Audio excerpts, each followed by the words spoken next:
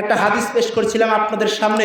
জাবির রাদিয়াল্লাহু আনহু থেকে বর্ণিত, তিনি বলেন রাসূল সাল্লাল্লাহু আলাইহি ওয়াসাল্লাম বলেছেন, ইজা সাআলতা ফাসআলিল্লাহ, চলতে ফিরতে উঠতে বসতে যেই কথা যেখানেই যান না কেন, যখনই প্রয়োজন পড়ে তখন আপনাকে কেউ যখন দিতে পারবে না তখন আল্লাহ দিতে পারে। তাই নবী বলছেন, শোনো জাবির, আমি তোমাকে বলে যাচ্ছি পৃথিবীর মানুষকে কথাগুলো প্রচার করে দিও।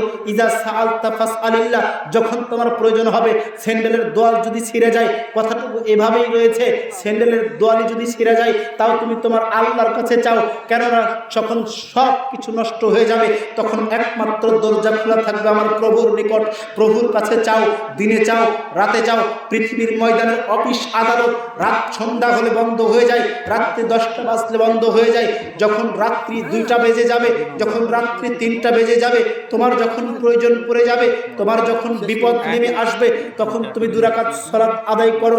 সালাত আদায় করার পর তুমি তোমার প্রভুর নিকটে 2টা হাত তুলে চাও, প্রভু রব্বুল আলামিন, প্রতিপালক, তুমি তো দয়াময়, তুমি তো গফুর, তুমি আফু, তুমি মুতাকাব্বির, তুমি জলিল, তুমি জাব্বার, তুমি কদির, তুমি গাফফার, তুমি হাদিউ, তুমি বাদিউ, তুমি বাকিউ, তুমি ওয়ারিসু, তুমি রশিদু, সুবুর, তুমি নূর, তুমি কদিম, মুকাদ্দিরু, মুকাদ্দিমু, মুআখিরু, আউয়ালু, আখিরু, যাহিরু, বাতিনু, প্রকাশ্য, গোপন, সব কিছু তুমি জানো। প্রভু তোমার কাছে চাই, তুমি একমাত্র দেওয়ার মালিক, পৃথিবীতে আর কেউ নাই।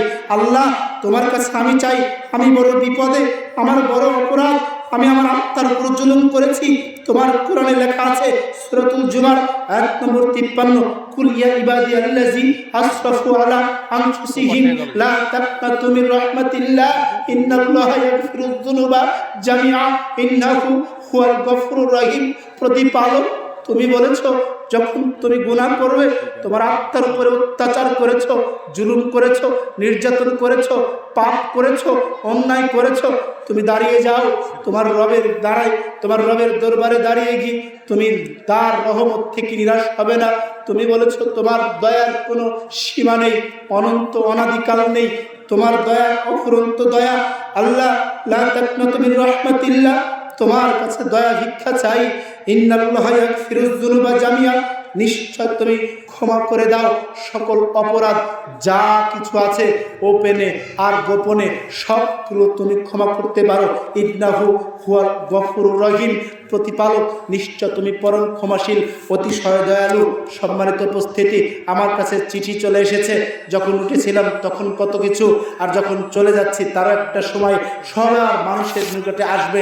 এরকম সময় আল্লাহ রাব্বুল আলামিনের প্রিয় হাবিব বিশ্ব নবী জনাবে মুহাম্মদুর রাসূলুল্লাহ সাল্লাল্লাহু আলাইহি ওয়াসাল্লাম, তিনি বলেছেন তিরমিজি শরীফের 2য় খণ্ড 2336 নম্বর হাদিসের শেষের অংশ, আল্লাহ ডাকতে বলছেন হাদিসে কুদসি, ইয়া ইবনা আদম ইন্নাকা লাউ আতাতানি বিকুরাবিল আরদি খাতায়া সুম্মা লাকিতানি লা তুশরিক বি শাইআ লা আতাইতুকা বিকুরাবিহা মাগফিরা। পৃথিবীর মানুষ তুমি ডাকো রবকে, আদম সন্তান তুমি অপরাধ করেছো। আল্লাহ নবী বলেছেন কুল্লু বানি আদম খাত্তাউন, প্রত্যেকটা আদম সন্তান অপরাধী, অখরুল খাত্তাইনা তাওয়াবুন, ওই অপরাধী উত্তম যে নিজে পাপ করার পর ফিরে আসে, আল্লাহ আমি ভুল করেছি ক্ষমা করে দাও।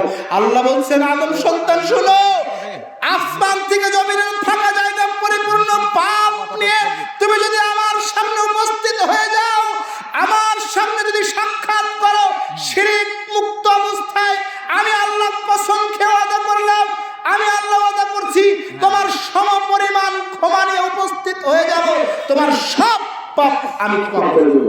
আমিন। আল্লাহ বলছেন সব পাপ আমি আল্লাহ ক্ষমা করতে পারি। তাই আমরা আর বেশি দিন নয়, কখন জানি মরণের ডাক আসবে, চকলেটের মতো পেঁচাবে।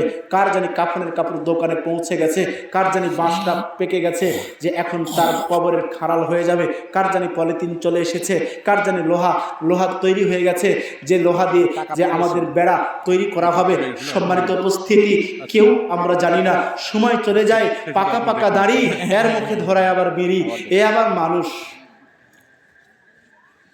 দাড়ি দিয়ে যদি জান্নাত পাওয়া যায়, রবি ঠাকুর আগে যাবে।